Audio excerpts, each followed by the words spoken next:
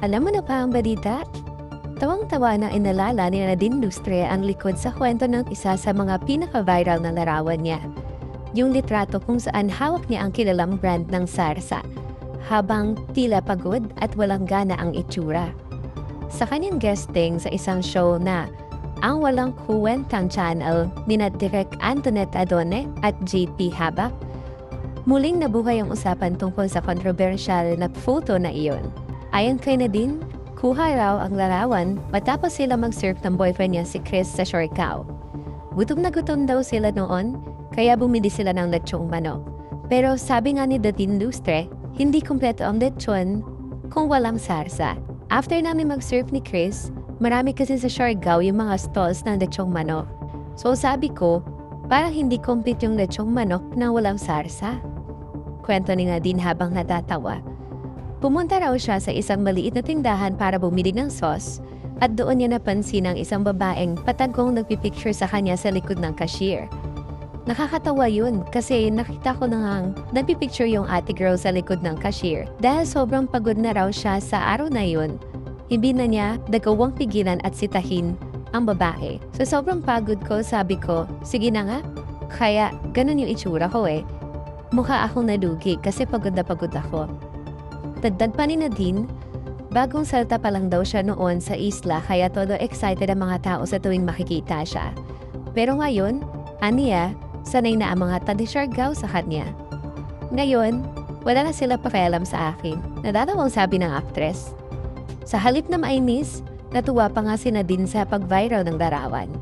Lalo na't may mga netizen pang gumay sa pagod pero may sar sa post niya. Game na game nga raw siyang tinitingnan ang mga memes at recreations ng fans. Samantala, mainit na intriga ang umiikot ngayon sa social media tungkol kay Shuvi Antrata.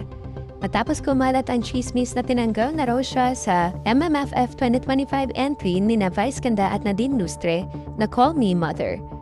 Ayon sa mga chismis online, nag-ugat daw ang issue matapos mag-post si Vice Ganda ng poster sa kanyang page noong November 4, kung saan makikita sina Mika Salamanca, Brent Panalo, at Caris de Guzman.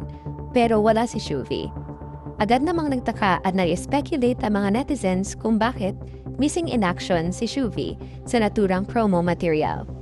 Ang showbiz insider at vlogger na si OG Diaz mismo ang nagbigay linaw sa issue sa kanyang vlog. Nabasa ko sa comment section sa post ni Vice Ganda, hinahanap ng mga tao si Shuvi. Tapos may mga nagsasabing, scratch na raw siya kay Vice, ani OG. Pero ayon kay Mama Ogs, hindi raw dapat bigyan ng kulay ang naturang poster. Dahil hindi naman daw iyon tungkol sa pelikula, kundi para sa Christmas tree lighting event sa Araneta City noong November 6. Kung saan invited lang sina Clarice, Mika at Brent. Yun pala, para sa event lang yung poster, hindi yun para sa MMFF entry. Nang-intriga lang agad ang mga netizens, paliwanag ni Ochi. Gayunman, hindi rin napagilan ng netizens ang maglabas ng resibo.